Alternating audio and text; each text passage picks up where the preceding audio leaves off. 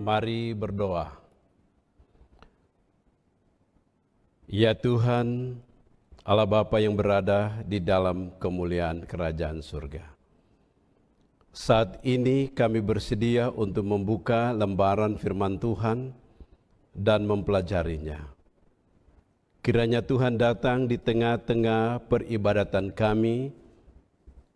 Kiranya Tuhan kuasai kehidupan kami. Kiranya Tuhan sucikan hati dan kepikiran kami, sehingga firman-Mu yang kami peroleh menjadi berkat bagi kami, membawa kemuliaan dan kebesaran bagi nama Tuhan. Dalam nama Yesus hamba-Mu berdoa. Amin. Selamat hari Sabat, Bapak Ibu, Saudara sekalian, umat Tuhan, di mana saja Anda berada. Saya ingin ajak keluarga untuk pastikan semua anggota keluarga berkumpul bersama-sama dan setiap anggota keluarga memiliki Alkitab atau firman Tuhan untuk dipelajari. Dan Sabat ini, saudara sekalian, kita akan memulaikan satu program yang baru yang diatur oleh Uni Conference Indonesia Kawasan Timur, yaitu program Saat Teduh Bersama Allah, yang akan dimulaikan pada saat ini tanggal 2 Mei sampai 16 Mei 2020. Dan saudara sekalian akan menikmati pekabaran firman Tuhan yang akan disampaikan oleh hamba-hamba Tuhan dari Uni Conference Indonesia Kawasan Timur. Untuk hari Sabat, acara jalan seperti biasa, tetapi mulai dari Minggu sampai Jumat, acara akan dijalankan pada jam 6 sore waktu Indonesia Tengah atau jam 7 malam waktu Indonesia Timur. Saya jamin Bapak Ibu Saudara sekalian akan merasakan berkat dari acara ini.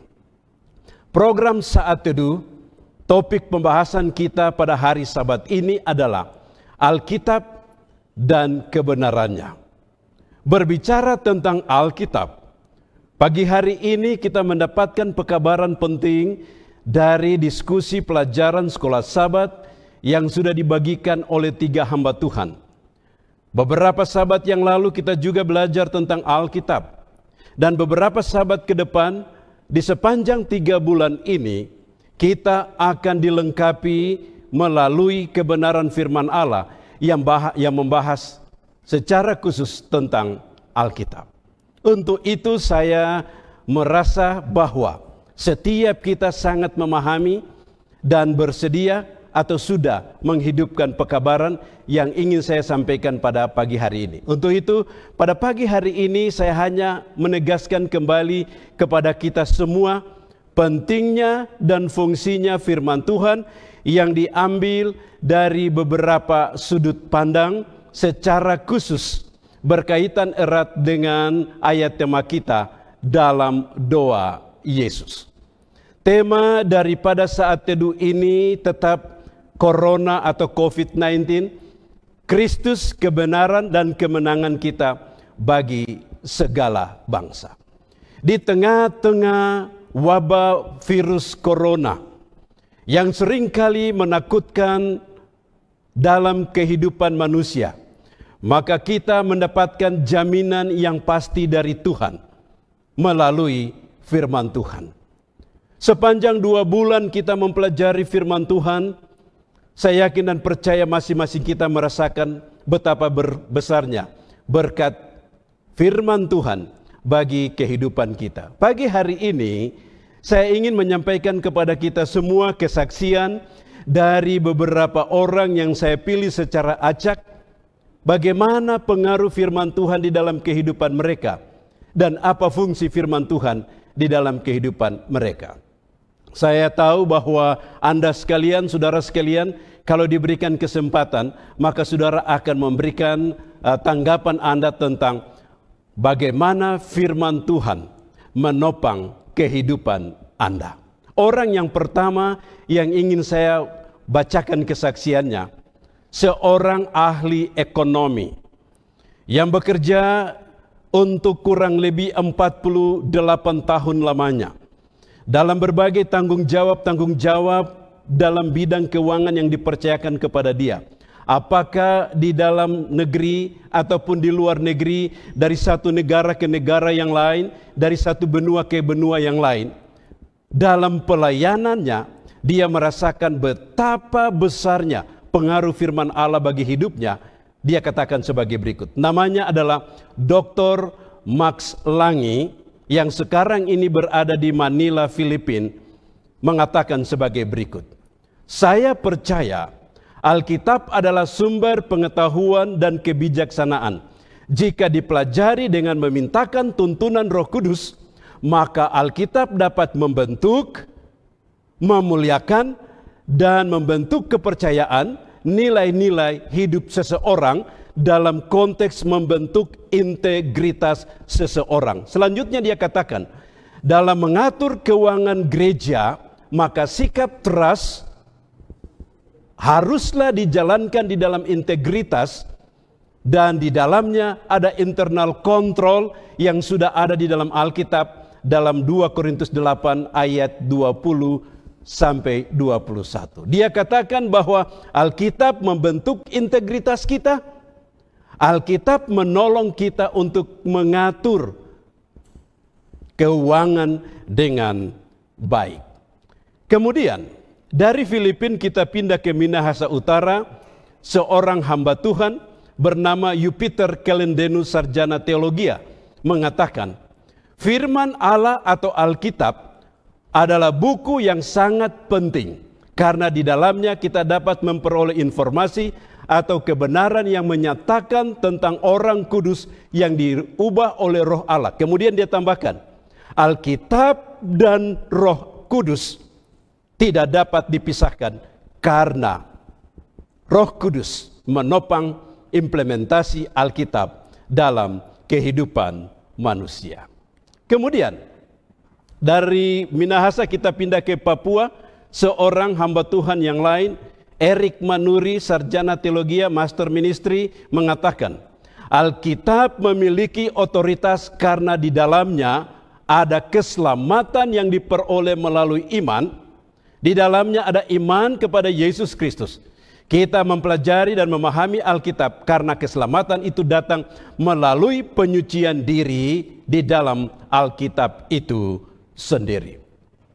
Kemudian ayat tema kita pada pagi hari ini terambil dari Yohanes 17 ayat 17. Kuduskanlah mereka di dalam kebenaran, firman-Mu adalah kebenaran. Kita maju lagi, kesaksian yang berikut dari seorang medis yang melayani kesehatan untuk waktu yang lama tetapi tetap berdasarkan firman Tuhan, bernama Dr. J. Tombokan di Manado, mengatakan, firman Allah berfungsi untuk pemulihan moral manusia, mengembalikan citra Allah dalam hidup manusia yang telah hilang di Taman Eden.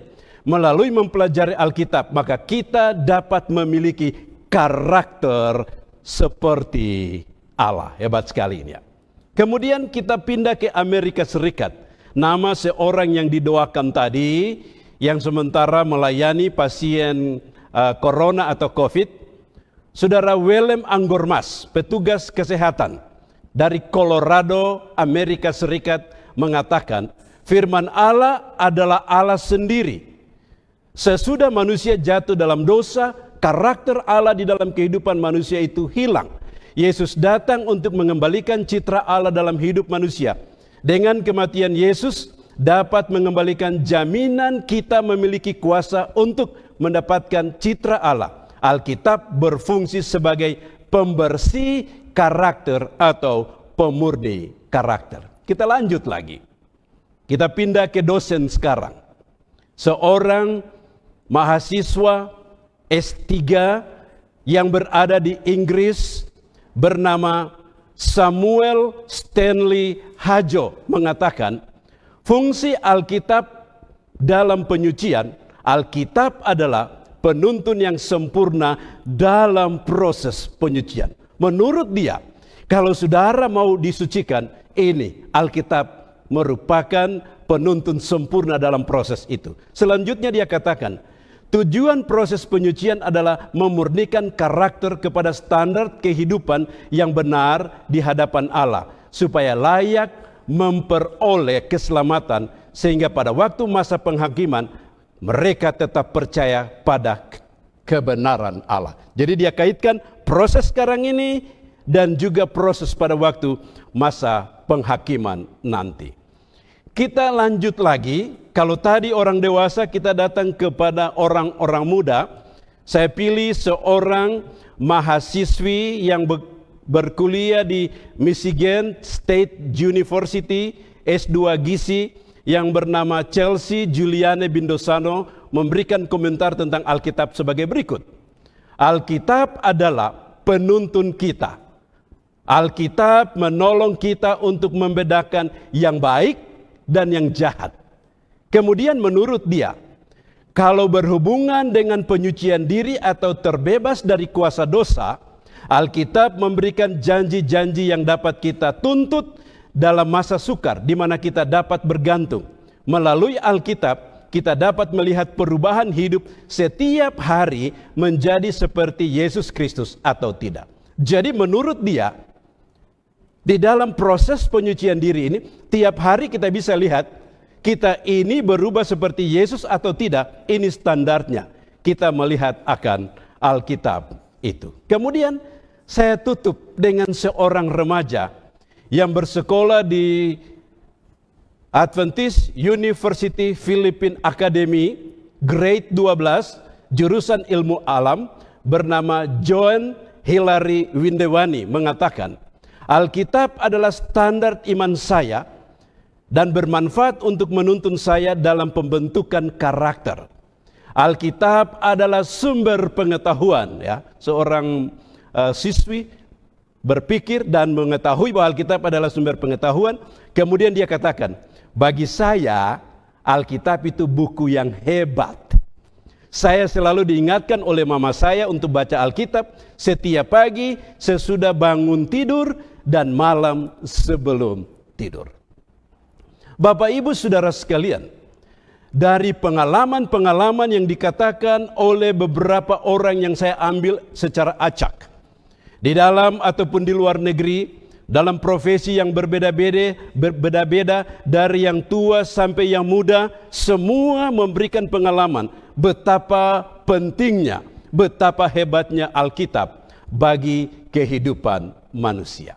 Ayat tema kita pada pagi hari ini, Yohanes 17 ayat 17. Kuduskanlah mereka di dalam kebenaran, firman-Mu adalah kebenaran. Kuduskanlah mereka di dalam kebenaran, firman-Mu adalah kebenaran. Untuk memahami latar belakang dari Yohanes 17 ayat 17 ini, mari kita lihat sedikit apa latar belakangnya. Yohanes 17 ayat 1 sampai 26 adalah perikop yang berbicara tentang Yesus menyimpulkan misinya dan menyatakan siapa dia sesungguhnya dan harapan yang diberikan bagi umat-umatnya. Yohanes pasal 17 ayat 1 sampai ayatnya yang ke-26 berbicara tentang 3 fase. Fase yang lalu berbicara tentang Allah. Fase yang sekarang atau di zaman Yesus pada saat itu berbicara tentang pelayanan Yesus dan murid-muridnya. Kemudian fase yang akan datang, yaitu kita pada saat ini dan seterusnya, berbicara tentang umat Allah dan keselamatan mereka. Bagian ini adalah doa pengantaraan Yesus dalam perpisahan dengan mereka sesudah masa pelayanannya dalam memenuhi misi penyelamatan jiwa-jiwa. Ini dimulaikan dari ruang atas, perjamuan malam mereka bersama-sama, kemudian ke Taman Getsemani dalam pergumulan menghadapi kematian, kemudian penyaliban, kemudian dikubur, kemudian Yesus dibangkitkan, kemudian Yesus naik ke surga. Seorang yang bernama Bengel mengatakan bahwa dari semua pasal di dalam Alkitab, Yohanes 17 adalah pasal yang sangat mudah dari bentuk kata-kata bila dibaca, namun memiliki makna yang sangat dalam. Memiliki makna yang sangat dalam. Salah satu makna yang sangat dalam itulah yang akan kita pelajari pada saat ini tentang Alkitab dan kebenarannya yang saya angkat dari sudut pandang doa Yesus dalam Yohanes 17 ayat 1 sampai ayat yang ke-26.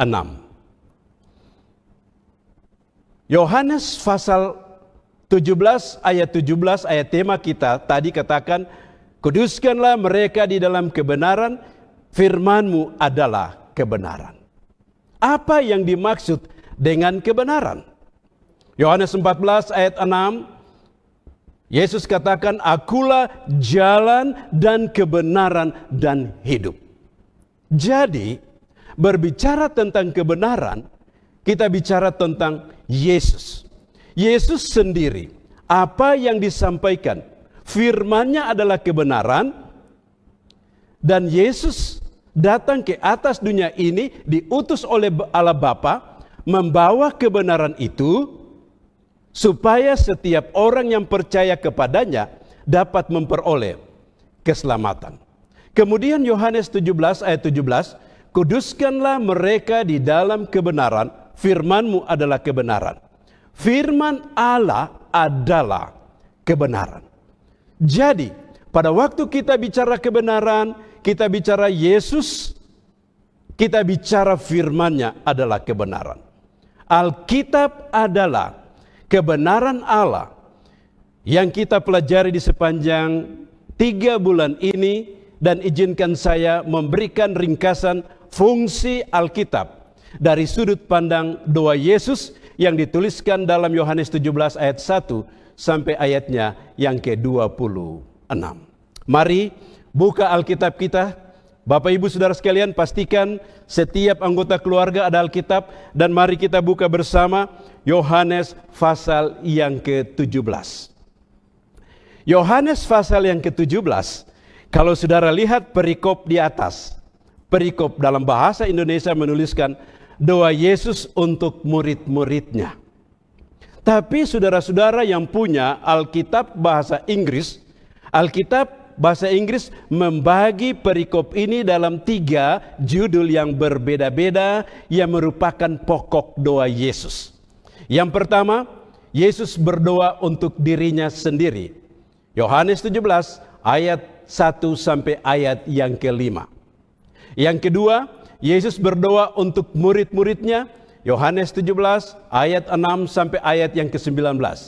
Yang ketiga, Yesus berdoa untuk semua orang percaya. Ayat 20 sampai ayat yang ke-26. Dari doa ini, barulah kita dapat melihat fungsi Alkitab di dalam doa Yesus kepada Bapa di surga, yang menjadi jaminan bagi saudara dan saya yang hidup dalam dunia yang tidak memberikan kepastian bagi kita sekalian. Mari kita lihat bagian doa yang pertama. Yesus berdoa bagi dirinya. Yohanes 17 ayat 1 sampai 5. Saya cuma mau baca beberapa ayat, tapi saudara-saudara boleh baca. Saya baca ayat yang kedua. Sama seperti engkau telah memberikan kepadanya kuasa atas segala yang hidup. Sama seperti Bapa telah memberikan kepada Yesus kuasa atas semua yang hidup. Demikian pula ia akan memberikan hidup yang kekal kepada semua orang, semua yang telah engkau berikan kepadanya. Demikian pula Yesus akan memberikan hidup yang kekal kepada semua. Siapa semua di sini? Semua orang yang Allah di surga percayakan kepada Yesus Kristus. Lalu kita pindah ke ayat yang ketiga. Saudara sekalian, mari buka Alkitab kita dalam ayatnya yang ketiga. Inilah hidup yang kekal itu, yaitu bahwa mereka mengenal engkau satu-satunya Allah yang benar dan mengenal Yesus Kristus yang telah engkau utus. Saya mau fokus pada bagian ini. Inilah hidup yang kekal itu, bahwa mereka mengenal engkau satu-satunya Allah dan mengenal Yesus Kristus yang telah engkau utus itu. Jadi, dalam doa Yesus kepada Bapanya di surga tentang dirinya sendiri, dia masih tetap menyempatkan bagian manusia di dalamnya, dan dia memberikan satu prinsip supaya manusia dapat memperoleh hidup yang kekal. Ini hidup yang kekal. Harus mengenal Allah, harus mengenal Yesus Kristus. Kemudian ayat 4, dia katakan sebagai berikut. Aku telah mempermuliakan engkau di bumi dengan jalan menyelesaikan pekerjaan yang engkau berikan kepadaku untuk melakukannya. Yesus di dalam doa itu, oleh karena dia berada pada masa transisi pelayanan kepada penderitaan dalam wujud misi penyelamatan, dia katakan bahwa aku telah mempermuliakan engkau Bapa di bumi dengan jalan menyelesaikan pekerjaan yang engkau percayakan kepadaku. Pertanyaan saya di sini adalah, apakah pekerjaan yang dipercayakan Allah kepada Yesus? Kalau kita undur pada ayatnya yang ketiga, pekerjaan itu adalah membawa misi penyelamatan jiwa-jiwa yang kita sebut dengan hidup kekal dalam ayat 3, yaitu mengenal Allah dan mengenal Yesus Kristus. Ayat 2 katakan bahwa memberitahukan hidup yang kekal kepada mereka. Jadi, misi penyelamatan di sini adalah Yesus datang di atas dunia ini membawa misi hidup kekal. Untuk mendapatkan hidup kekal harus mengenal Allah, harus mengenal Yesus Kristus. Lalu bagaimana caranya kita dapat mengenal Allah? Bagaimana caranya kita dapat mengenal Yesus Kristus? Boleh jadi saudara katakan bahwa kita bisa lihat melalui alam, itu benar. Kita boleh dapat melalui mimpi, itu benar. Ataupun Allah memberi kesan di dalam kehidupan kita, itu benar. Tetapi, adakah dasar hukum bagi kita untuk berpijak dari sebuah proses? Bila Allah memberikan ilham kepada kita percaya kepada Dia, apa dasar yang membuat kita benar-benar percaya kepada Dia? Apa dasar? Bagaimana caranya kita dapat mengenal Allah? Ibrani 10 ayat yang ke-13 sampai ayat yang ke-15. Ayat yang ke-13, sebab barang siapa yang berseru kepada nama Tuhan akan diselamatkan. Siapa yang berseru akan diselamatkan. Inilah hidup kekal itu. Kemudian ayat 14, tetapi bagaimanakah mereka dapat berseru kepadanya jika mereka tidak percaya kepadanya? Dia lanjut lagi. Bagaimana mereka dapat percaya kepada Dia jika mereka tidak mendengar tentang Dia? Dia lanjut lagi. Bagaimana mereka mendengar tentang Dia jika tidak ada yang memberitahukannya? Dia lanjut lagi. Dan bagaimana, ayat 15, dan bagaimana mereka dapat memberitahukannya jika mereka tidak diutus? Kemudian dia lanjut, ada clue di sana. Seperti ada tertulis, betapa indahnya kedatangan mereka yang membawa kabar baik. Jadi, hidup yang kekal itu dalam doa Yesus bagi dirinya, tetapi di sana dia masukkan bagi keselamatan umat manusia bahwa hidup yang kekal itu diperoleh melalui mengenal Allah dan mengenal Yesus. Dan mengenal Allah dan mengenal Yesus, yang saya bicara dari dasar hukum di sini adalah betapa indahnya kedatangan mereka yang membawa kabar baik. Kabar baik di sini adalah Injil, adalah Alkitab. Jadi dalam doa Yesus ini, Yesus berbicara tentang mengenal Allah melalui firman-Nya yang memberikan hidup yang kekal. Saya berikan prinsip dasar yang pertama, untuk mendapatkan hidup kekal, kita harus memiliki Allah melalui mempelajari firman Allah. Bagaimana kita bisa tahu Allah kalau kita tidak membaca firman Allah? Bagaimana kita bisa tahu bahwa sejarah kehidupan manusia diciptakan oleh Allah, kemudian jatuh dalam dosa, dan Yesus datang menyelamatkan manusia melalui firman Allah? Bagaimana kita bisa tahu bahwa Allah itu pencipta, Allah itu pemelihara, Allah itu penebus? Hanya melalui Alkitab. Alkitab mengatakan bahwa bumi, manusia, jagat raya ini diciptakan oleh Allah, dan Alkitab menuntun manusia untuk mendapatkan hidup yang kekal. Yohanes 20 ayat 30 dan 31 di sana dituliskan sebagai berikut. Memang masih banyak tanda lain yang dibuat Yesus di depan mata murid-muridnya yang tidak tercatat dalam kitab ini. Ayat 31. Tetapi semua yang tercantum di sini telah dicatat supaya kamu percaya bahwa Yesuslah Mesias, Anak Allah, dan supaya kamu oleh imanmu memperoleh hidup dalam namanya. Tuhan itu begitu baik. Dia merancangkan karya keselamatan dalam sebuah konsep yang sederhana. Bahwa keselamatan itu kita peroleh dengan mengenal akan Allah, mengenal Yesus Kristus, mengenal, dengan kata lain, kita punya hubungan dengan Dia, kita menerima Dia sebagai juru selamat kita mengakui Dia sebagai pencipta, pemelihara, penebus, dan itu bisa terjadi di dalam kehidupan kita bila mana kita menggunakan firman Tuhan, Alkitab, untuk kita pelajari dalam kehidupan kita. Rasul Paulus berbicara tentang kekuatan dari firman Allah yang menyelamatkan, yang dimasukkan dalam doa Yesus bagi dirinya.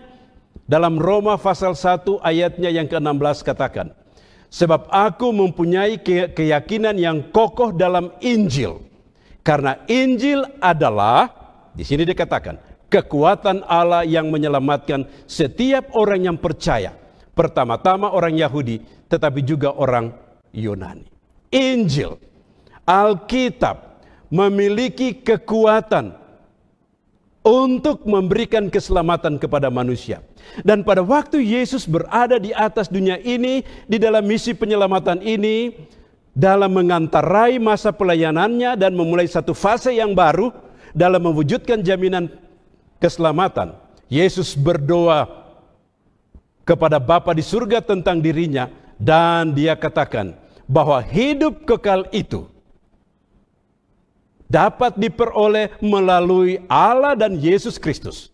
Dan Allah dan Yesus Kristus kita dapat memiliki mereka melalui mempelajari firman Allah.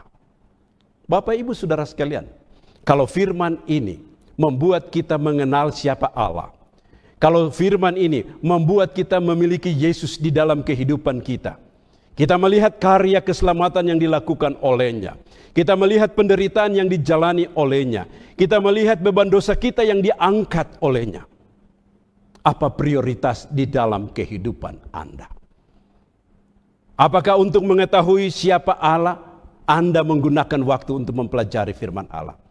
Seringkali praktek kehidupan kita mengutamakan hal-hal lain. Alkitab ini kita pegang pada waktu hari Natal, atau perayaan Paskah, atau perayaan ibadah-ibadah lainnya.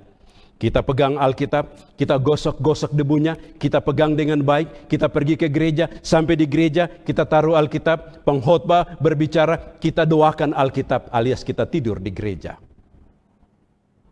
Untuk mendapatkan hidup yang kekal di dalam doa Yesus, Alkitab membawa kita untuk mengenal Allah, mengenal Yesus Kristus, menerima Dia sebagai juru selamat pribadi kita, dan memperoleh jaminan keselamatan. Matius 6 ayat 33, Yesus katakan, tetapi carilah dahulu kerajaan Allah dan kebenarannya, yang lain-lain itu akan ditambahkan kepadamu.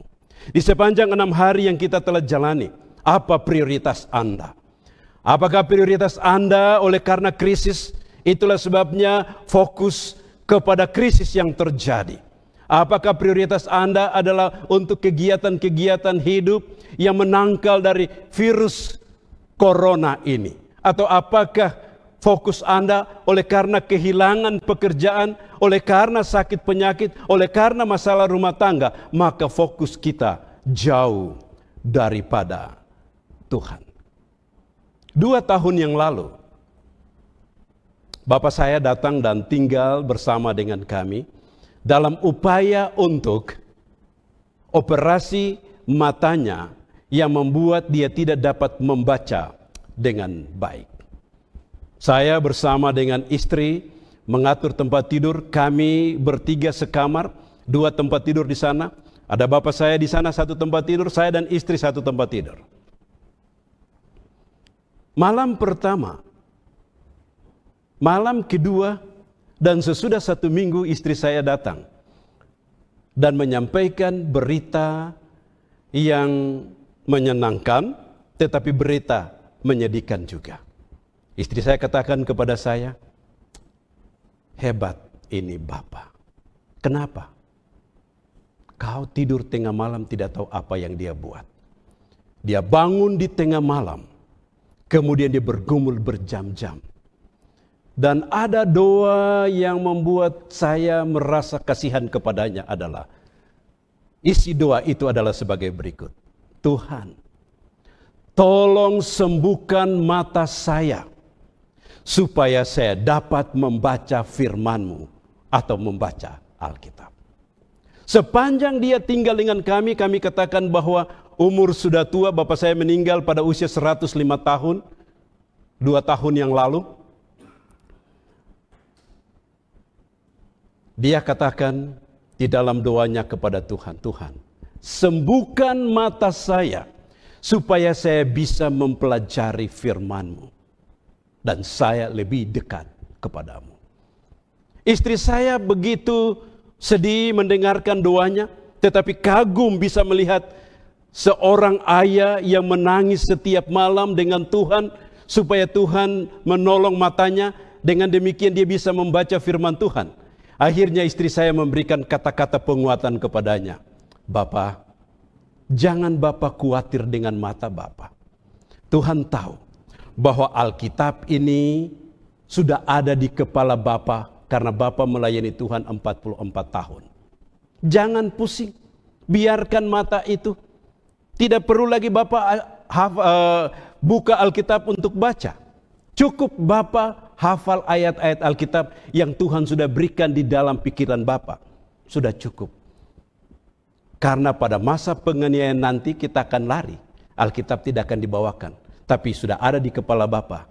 Jadi Bapak jangan khawatir dengan mata yang tidak bisa disembuhkan itu. Dia meninggal dengan kondisi seperti itu. Tetapi setiap malam bergumul kepada Tuhan, minta mujizat Tuhan supaya matanya ini bisa disembuhkan. Namun Tuhan menjawab tidak demikian. Prioritas mempelajari firman Allah. Matius 6 ayat 33, Yesus katakan, carilah dahulu kerajaan Allah dan kebenaran. Mengutamakan Tuhan di dalam kehidupan kita. Itulah doa Yesus. Doa Yesus supaya umat-umatnya ini dapat mengenal Allah, mengenal Yesus melalui firman-Nya. Firman-Nya yang menjadi utama, yang bisa memberikan keselamatan kepada mereka. Apa prioritas Anda? Pada waktu bangun pagi, apa yang Anda buat? Anda mulai dengan mendengar suara Tuhan, berbicara dengan Tuhan? Atau Anda mulai dengan pekerjaan, beban pikiran yang banyak? Seringkali prioritas kita adalah kekayaan, prioritas kita adalah pendidikan, prioritas kita adalah istri atau suami, prioritas kita adalah pekerjaan, kedudukan dan lain sebagainya. Tetapi untuk mendapatkan keselamatan di dalam doa Yesus, prioritas kita adalah Allah dengan kebenarannya. Melalui kebenaran Allah kita mengerti Allah, kita mencintai Allah, kita menerima Yesus sebagai juru selamat pribadi dan mendapatkan jaminan keselamatan. Rasul Paulus memberikan nasihat kepada Timotius. Di dalam 2 Timotius 3 ayatnya yang ke-15, ingatlah juga bahwa dari kecil engkau sudah mengenal kitab suci yang dapat memberi hikmat kepadamu dan menuntun engkau kepada keselamatan oleh iman kepada Yesus Kristus. Dari kecil, orang tua ajar anak-anak kita untuk mengenal Yesus melalui firman-Nya dari kecil. Jangan tunggu mereka besar.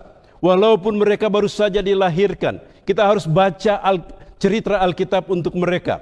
Walaupun mereka itu belum masuk dalam pendidikan, kita harus baca Alkitab untuk mereka. Kita tanamkan kebenaran di dalam kehidupan mereka. Oleh karena melalui kebenaran ini, mereka akan dibawa untuk diselamatkan. Kemudian, Rasul Paulus juga berbicara tentang kuasa daripada Alkitab ini.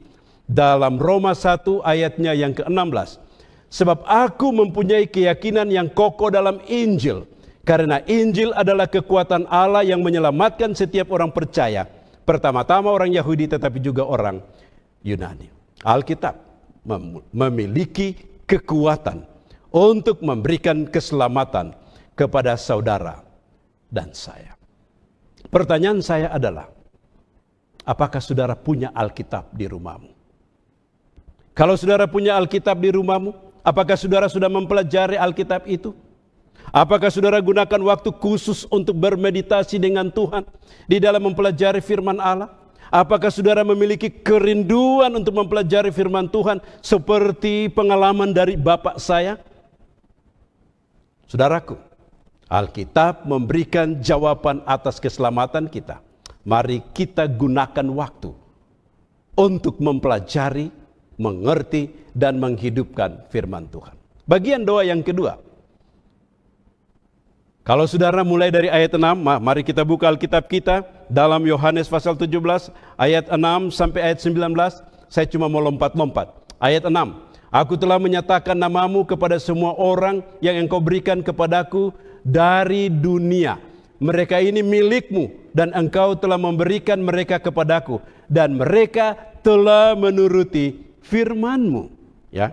Kemudian kita lanjut. Ayat yang ke-8. Sebab segala firman yang engkau sampaikan kepadaku telah kusampaikan kepada mereka dan mereka telah menerima. Aku telah menyampaikan firman kepada mereka, mereka menerima firman itu. Kemudian saya pindah ke ayat yang ke-17. Kuduskanlah mereka dalam kebenaran. Firman-Mu adalah kebenaran. Ayat ini berbicara tentang dua hal penting. Yang pertama, sarana pengudusan. Yang kedua, oknum yang dikuduskan. Kuduskanlah mereka di dalam kebenaran. Firman-Mu adalah kebenaran. Jadi sekarang fokus doa Yesus kepada murid-muridnya. Bukan hanya kepada murid-muridnya, tapi juga kepada mereka yang dimenangkan oleh murid-muridnya. Di pertengahan dari doa untuk mereka itu, Yesus katakan, Bapa, kuduskanlah mereka di dalam kebenaran. Firman-Mu adalah kebenaran. Pertama tadi, mereka mengenal Engkau satu-satunya Allah dan Yesus Kristus yang Engkau utus. Melalui Alkitab mereka diselamatkan. Dan di dalam proses penyelamatan ini, Yesus katakan mereka harus dikuduskan. Kuduskan dengan apa? Kuduskan di dalam kebenaran. Apa itu kebenaran? Kebenaran adalah firman Allah. Jadi firman Allah adalah sarana pengudusan dari Allah untuk dilayakkan. Kalau kita lihat di sana, siapakah mereka itu? Ada banyak sekali berbicara tentang mereka, tapi izinkan saya untuk membuat kesimpulan dari mereka ini. Mereka yang dimaksudkan oleh Yesus di dalam doa adalah dalam misi penyelamatan semua manusia yang ada di atas dunia ini. Mereka yang dimaksudkan di dalam doa Yesus ini dalam konteks murid-muridnya, mereka yang bersama-sama dengan Yesus. Mereka yang dimaksudkan di dalam doa ini juga adalah mereka yang dimenangkan oleh murid-murid Yesus. Dan mereka yang dimaksudkan dalam doa Yesus ini adalah umat-umat Tuhan di sepanjang sejarah kehidupan ini. Bahwa umat-umat Tuhan yang mengenal Allah, mengenal Yesus dan mendapatkan jaminan keselamatan itu harus dikuduskan dikuduskan melalui kebenaran firman Allah.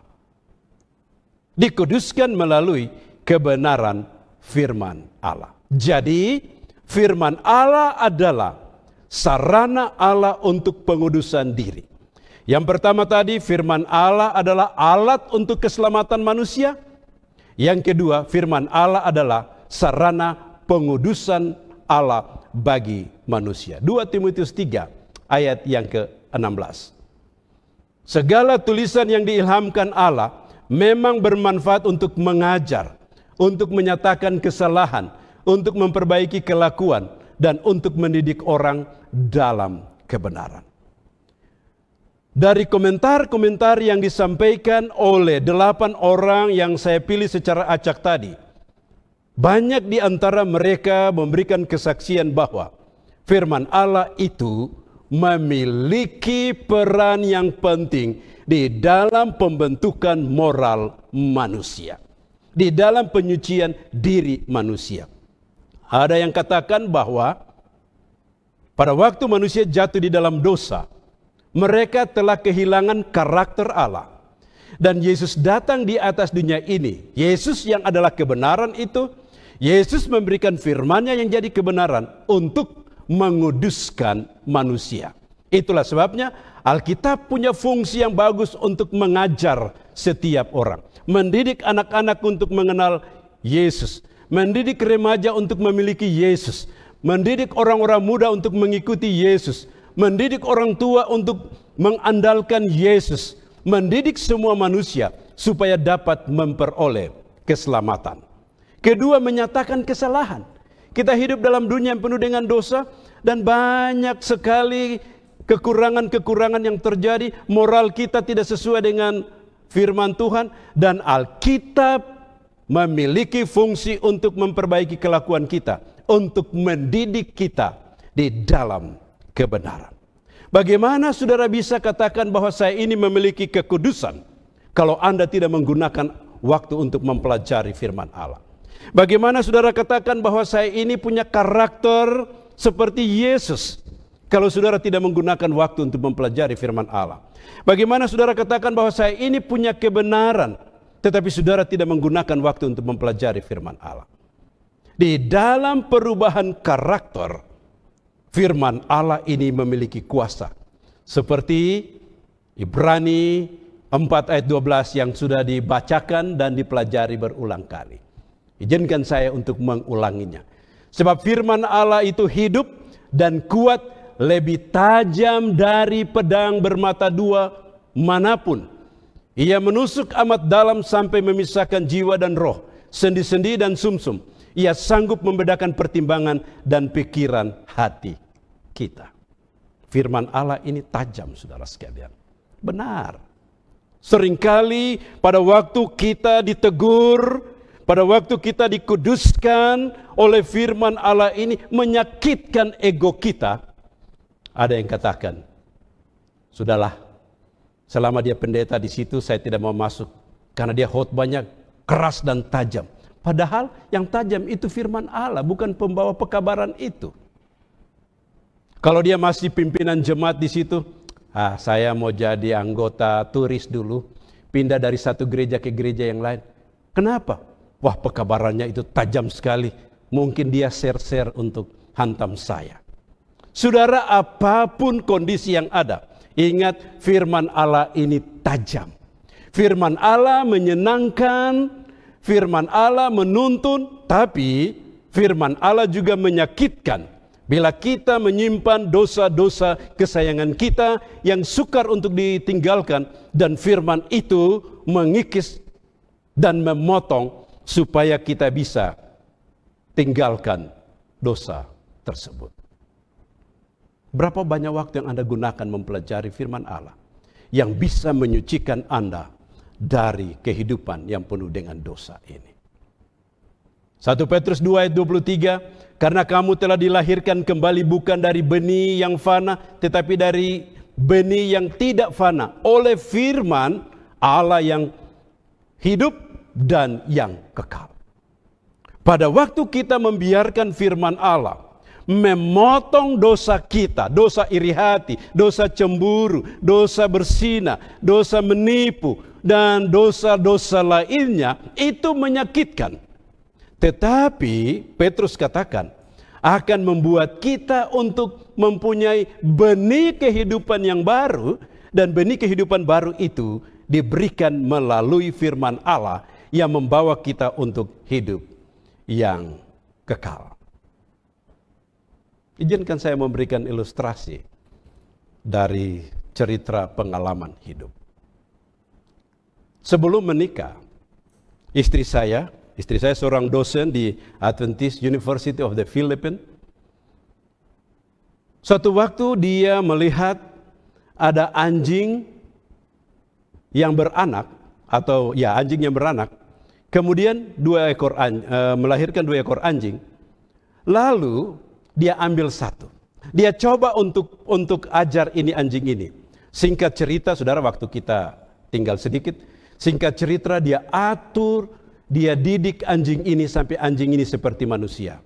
Jadi waktu kami menikah, anjing ini dianggap seperti anak, saudara sekalian. Anjing ke toilet, dia tahu. Anjing tidur di kasur, dia tahu. Anjing makan di piring, dia tahu. Pergi ke gereja, anjing ke gereja. Anjing bawa Alkitab, anjing bawa sekolah sahabat. Sampai di gereja, saya, anjing, kemudian istri saya. Dan anjing ini sama dengan manusia. Lalu infanteri Filipina, tentara di Filipina, mereka datang dan mereka mau tukar anjing ini dengan 2 anjing helder yang besar-besar. Saya katakan tidak bisa. Kekurangan anjing ini adalah tidak tahu berkelahi, saudara sekalian. Tetapi pola hidup anjing ini seperti manusia. Saya bikin kontak lampu di dalam rumah, kamar kami tinggal. Saya turunkan kontaknya di bawah dan saya ajar anjing ini untuk kontak lampu. Jadi waktu kami keluar, kami suruh dia padam lampu, dia padam. Waktu kami datang, kami ketuk pintu, suruh dia nyalakan lampu, dia nyalakan. Dan hidup anjing ini sama dengan manusia. Orang kagum melihat anjing yang namanya Paps. Suatu ketika, sesudah menikah 3 bulan, istri saya mengandung. Pada waktu mengandung, ya, selera makan itu berubah-ubah. Tengah malam minta apel dan lain-lain. Suatu kali dia katakan kepada saya suka makan telur campur sauris. Jadi saya pergi ke kios, beli telur, beli sauris, pulang, kemudian saya goreng. Oleh karena saya putar apinya ini panas sekali, jadi bau di seluruh rumah itu, di dalam ruangan itu, bau sauris campur telur goreng. Sudah siapkan, bawa kepada istri saya, dan saya berikan kepada dia, saya katakan, nikmati ini, menu yang engkau mintakan. Dia keluar kamar, kemudian cuci tangan, kembali dengan selera makan yang besar untuk memakan makanan itu. Tiba-tiba saya dengar suaranya lain. Dia menangis. Menangis dia. Tidak ada telur campur sauris. Mana itu telur campur sauris? Mana? Cuma dia sendiri di dalam kamar. Saya cari-cari, saya temukan anjing kami ini sudah makan telurnya. Kenapa dia makan? Karena bau sauris. Bau sauris ini membuat sifat kebinatangannya yang sudah hilang itu kembali.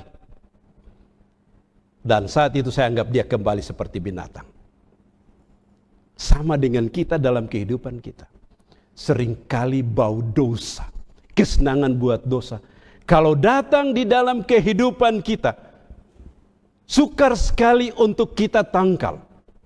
Dan bagi orang-orang muda, apa alat penangkal di dalam menghadapi kondisi dunia yang tidak memberikan kepada kita situasi yang baik untuk menjaga karakter kita. Mazmur 119 ayat 9, dengan apakah seorang muda mempertahankan kelakuannya bersih? Dengan menjaganya sesuai dengan firman. Jadi dengan menjaga firman Allah, maka firman Allah akan membuat karakter kita lebih baik. Untuk anak-anak, Amsal 22 ayat 6, didiklah anak-anak menurut jalan yang patut baginya, sehingga pada masa tuanya dia tidak akan menyimpan dari jalan ini. Yang memiliki anak-anak, didik anak-anakmu di dalam kebenaran. Seperti Brian Bindosano baru punya satu anak, didik anakmu di dalam kebenaran. Claudia Sakul Kasenda, didik anakmu di dalam kebenaran.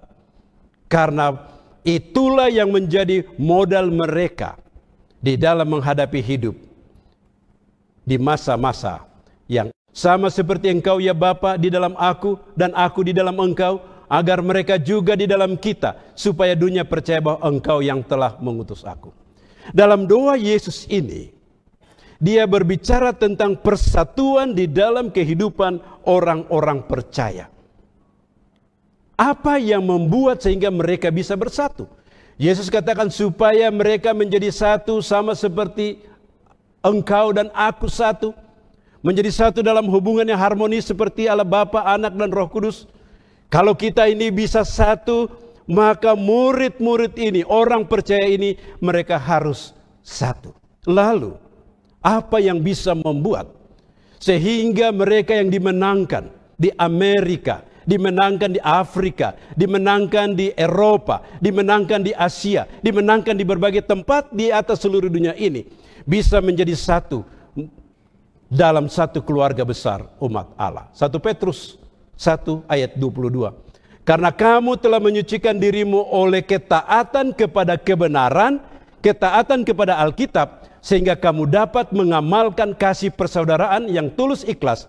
Hendaklah kamu sungguh-sungguh saling mengasihi dengan segenap hatimu. Jadi, Petrus katakan bahwa mereka yang dilahirkan, mereka yang menerima Yesus di berbagai tempat di seluruh dunia ini bisa satu oleh karena kebenaran firman Allah, dan pada waktu mereka disatukan oleh kebenaran firman Allah, terikat kasih persaudaraan dalam hidup mereka. Alkitab adalah penyatu kehidupan.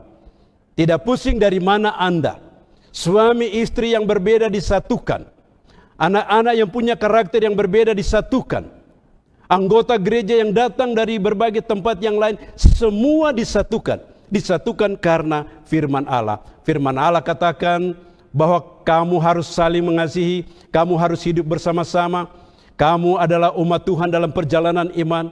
Itulah doa Yesus. Kiranya mereka menjadi satu melalui firman Allah, menjadi satu melalui pekabaran kebenarannya. Kalau kita lihat di dalam Kisah 2 ayat 42 sampai 47, pola hidup umat Tuhan. Orang-orang yang menerima firman Allah, memberi diri mereka dibaptis, dan jumlah mereka bertambah-tambah. Mereka bertekun dalam pengajaran Rasul, mereka bersekutu atau bersatu bersama-sama, mereka tetap bersatu dalam kehidupan mereka. Saudara lihat, fungsi firman Allah yang ketiga adalah menjadi penyatu antar segala bangsa. Yohanes 3 ayat 16, supaya setiap orang yang percaya kepadanya. Dia tidak bilang orang Indonesia, dia tidak bilang hanya orang Filipina, dia tidak bilang hanya orang Australia, dia tidak bilang hanya orang Waropen, dia tidak bilang hanya orang Makassar, tetapi dia bilang semua orang yang percaya. Pada waktu mereka percaya kepada Tuhan, memiliki kebenaran Tuhan di dalam kehidupan mereka, mereka disatukan. Bapa, kiranya mereka disatukan dengan nafas kasih Allah yang diperoleh dari firman Allah.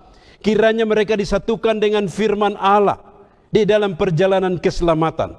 Firman Allah adalah penyatu di dalam kehidupan manusia. 1 Korintus 1 ayat 10, Paulus katakan, tetapi aku menasihatkan kamu saudara-saudara demi nama Tuhan kita Yesus Kristus, supaya kamu seia sekata dan jangan ada perpecahan di dalam kamu. Kenapa di dalam gereja ada perpecahan? Karena umat-umat Tuhan kurang pahami dan hidupkan Alkitab. Kenapa di dalam gereja ada ras dan diskriminasi lainnya? Karena umat-umat Tuhan tidak mengerti dan menghidupkan kebenaran Allah. Kenapa ada perbedaan hidup di dalam kehidupan umat-umat Tuhan? Karena firman Allah tidak dipelajari dengan baik, dan banyak umat Tuhan yang boleh jadi belum dewasa rohani mereka. Kolose 2 ayat 2, mereka harus bersatu di dalam kasih. Mereka disatukan oleh firman Allah. Bagaimana sikap kita terhadap firman Tuhan?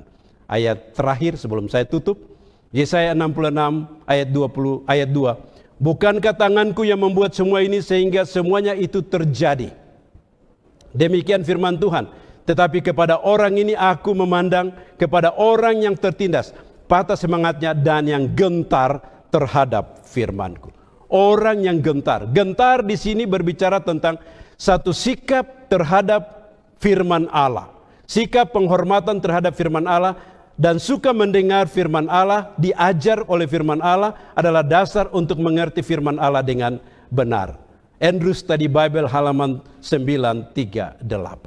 Seringkali sikap kita terhadap firman Allah ini berbeda. Kita lihat orang yang membawakan firman, dia itu anak-anak. Kenapa mau suruh anak-anak ajar firman kepada saya? Oh, dia remaja. Kenapa mau suruh remaja bawakan firman?